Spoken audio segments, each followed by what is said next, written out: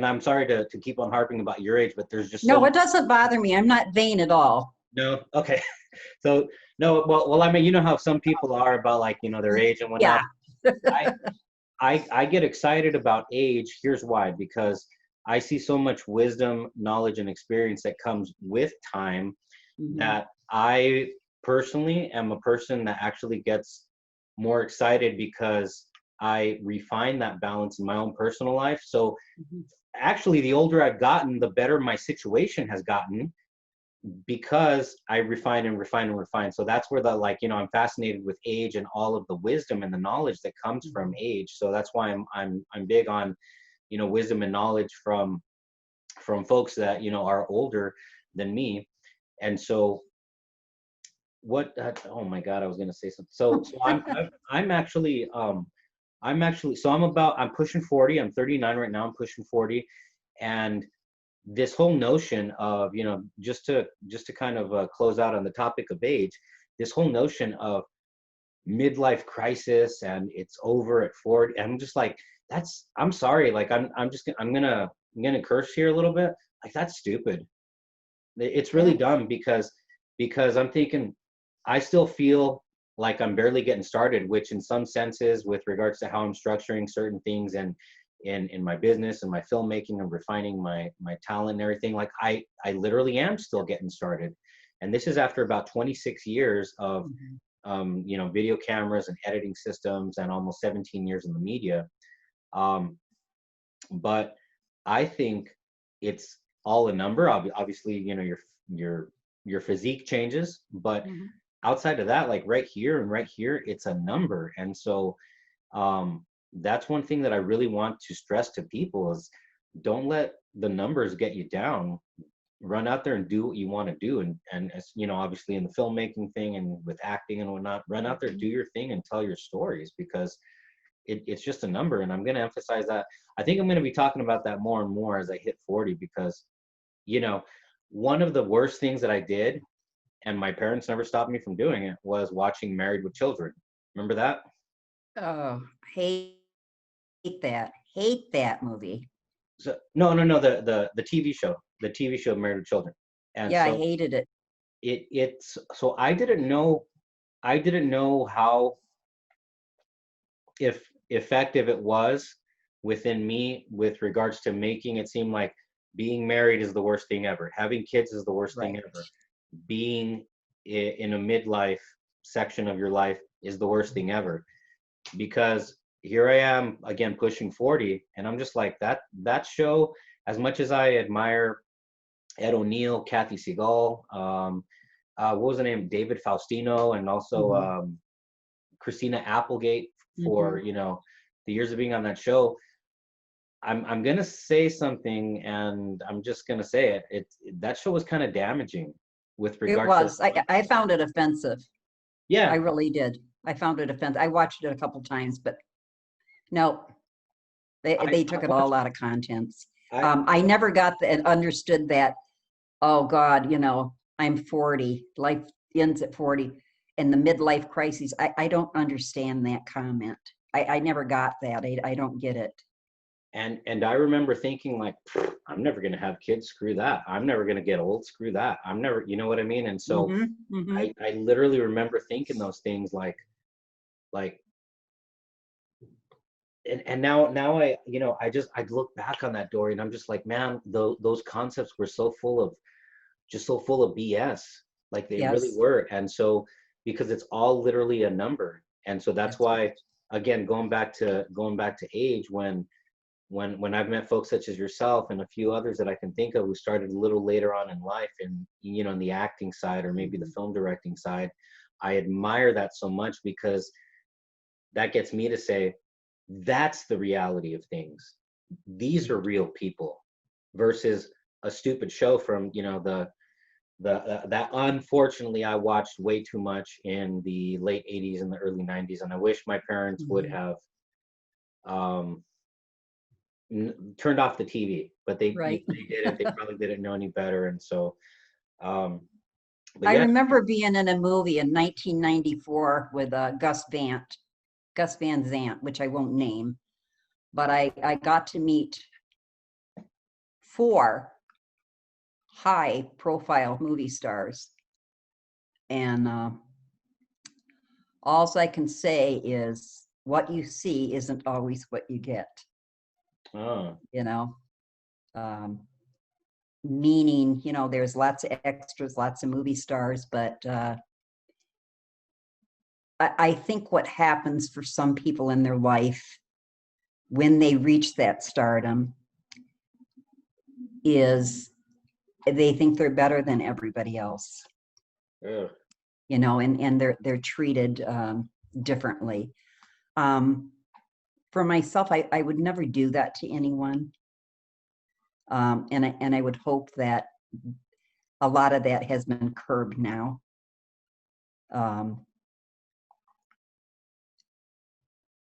Go ahead. I know you're going to say something.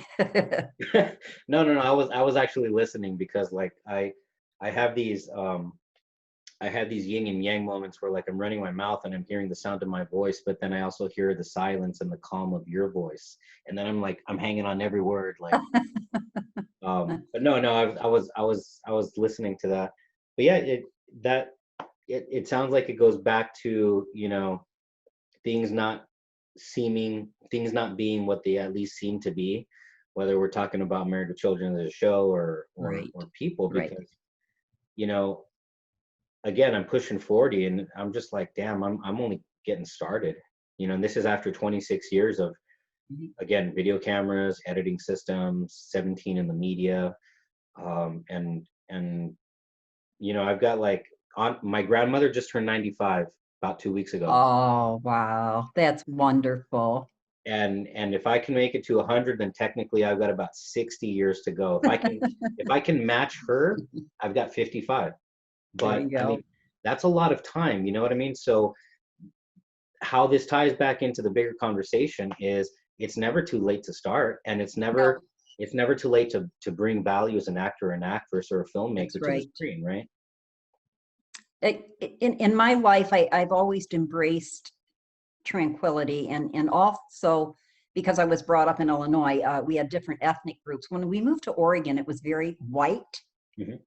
I mean, extremely white. In fact, they used to have a sign that said, you know, you're welcome to visit, but please don't stay.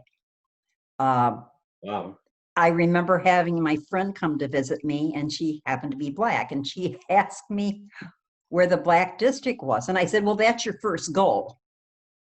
And she said, well, where is the Black Baptist Church? And I said, well, that's your second goal. I mean, she had a great sense of humor, you Wow. know, Yeah. but to embrace the different ethnic backgrounds to me is very, very important, because where I came from, you know, I went to school with Laotians and Indians and Hispanics and Italians, and you know, I grew up in a predominantly Italian Black neighborhood. So you knew your neighbors then. I don't think a lot of people know their neighbors now, or they have preconceived ideas on what that group is or what that age group is. You know, and that's really doing a disservice to yourself. It really is. Uh, I really appreciate what you do, because you reach out to the community um, through the news, through film inspiration. You have different people from different age group, different ethnic backgrounds, and it's a well-rounded program. I see a lot of that improving now, but Thank it's you, not Mary. always been as such. Let's talk. You know what? That actually sparks up another great conversation. Let's go in the direction of diversity and um, diversity in the changing times. So with the explosion of platforms, you know, your Netflix, first was Redbox and then Right. Netflix, Hulu, et cetera, et cetera, et cetera. I mean, there's too many for me to like list off here, but basically more platforms, more an explosion of content and a need for content. But there is also you've probably definitely seen, as I have, even in my 39 years, diversity come more as a topic and an issue to the forefront, to where, excuse me, to where the topics and the stories of people of color are becoming more not predominant, but more present. Hmm. And so, like let me say, for example, the movie Get Out. I saw that Hmm. and I'm just like, wow, that was here we go in a whole other direction of Hmm. horror or Hmm. psychological thrillers. And so, but with predominantly African American themes and casts, what do you see with regards to those very human stories of people of color having emerged throughout the years versus in years past? Well, I can tell you my friend who has since died of leukemia, my best friend, who she was Black. She was born in Mississippi. May she rest in peace, Dor, and And your thank sister you. too. Thank you. She said, "You have no idea."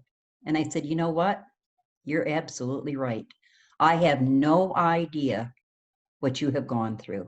I wouldn't even try to guess what you've gone through.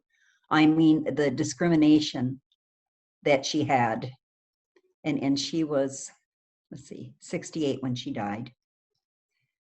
So I know she saw a lot, and we talked about it quite a bit. Um, the discrimination that her mother seen and her mother's mother seen, and they were from Chicago. Yeah. So we always look at Chicago as maybe a very open, open your arms type, to diversity. It was not always so. Mhm. It's global. Again, I think the obstacles and everything that she had overcome um, made her a stronger person. But at the same time, I think there was a sadness in her that maybe nobody could reach because they hadn't lived her life, and I couldn't reach that.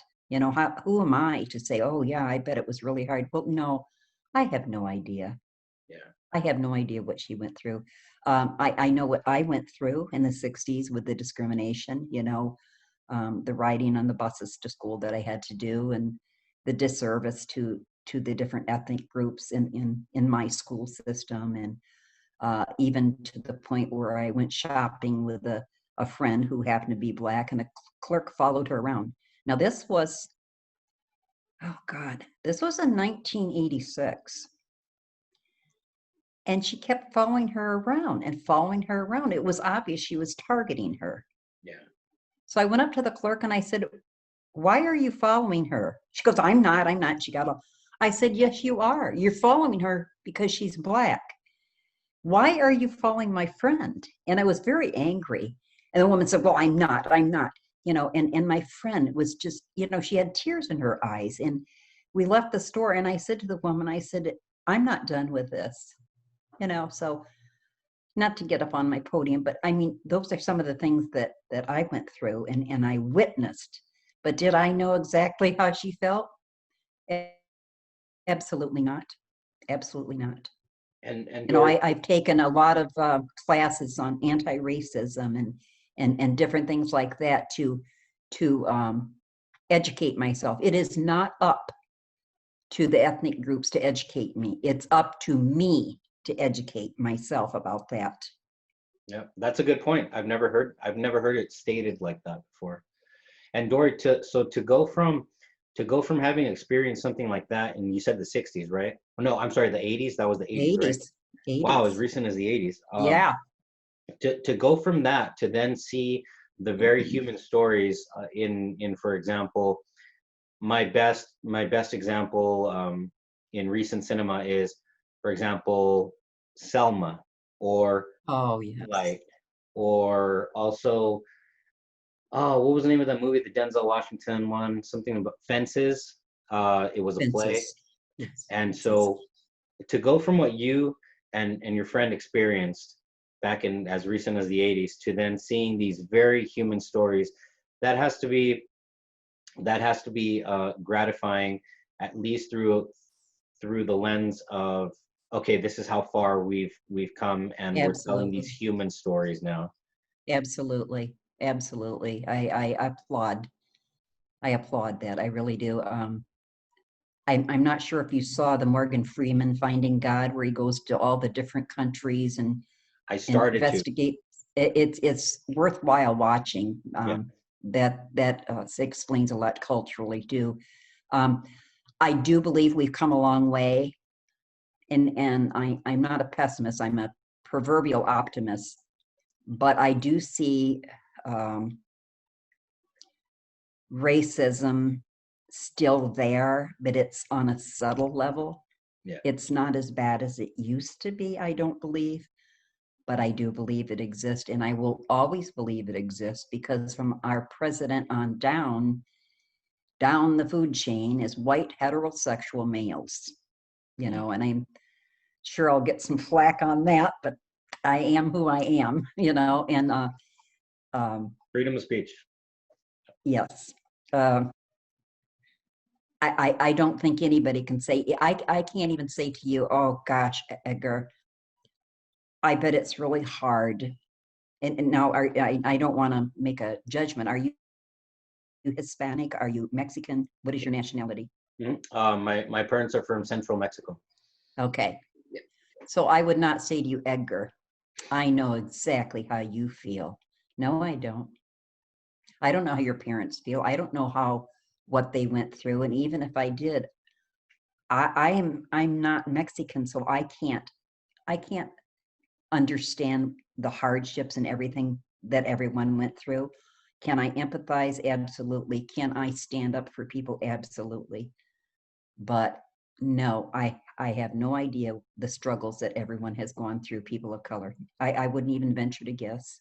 And I think as far as for being a storyteller, one and myself personally, a storyteller of color, I think we're in a very special, very unique time where, we see the explosion of content, the competition for people's eyeballs on Netflix, Hulu, all the platforms is fierce. So it has to be about story. The story has to be there. The story has to be good.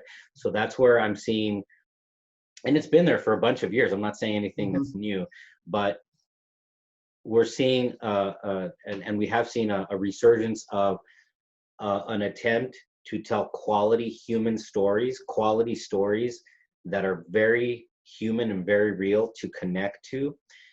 With regards to, for example, African Americans, it was Moonlight. It's probably one of my favorite examples. That was a movie that, when you see the aesthetic within, like what the movie literally looks like when you watch the trailer to what the movie actually is, it's a beautiful film. And it's an explosion of a human story that I wasn't expecting. To go with regards to the topic of U.S. Latino storytelling in cinema, so probably some of my more recent examples are, let me see, there was Philly Brown. It was one of the major movies that launched Gina Rodriguez, and then she went on to do God, what was it? Oh my God, I'm forgetting her next major project. And then so there was Philly Brown, and then there was also Lowriders. Let's talk about Lowriders for a moment also. I saw, it turns out that I have, Lowriders was a movie that came out, I want to say like 3-4 years ago, something like that. And it was, it's about, the lowrider, Mexican American, Chicano culture in the Los Angeles area.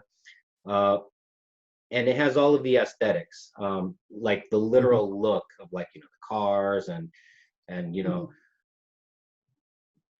turns out that one of my contacts on Facebook was part of, like, he was either the cast or part of the crew in that movie. And I saw him in a what appeared to be a debate online, telling people, please don't, judge the movie or judge Universal Pictures for having put this together because of how it looks.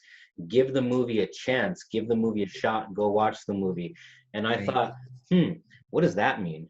And so I, being from suburban LA, I can kind of connect to, some of the themes that I saw in the film, especially specifically that area.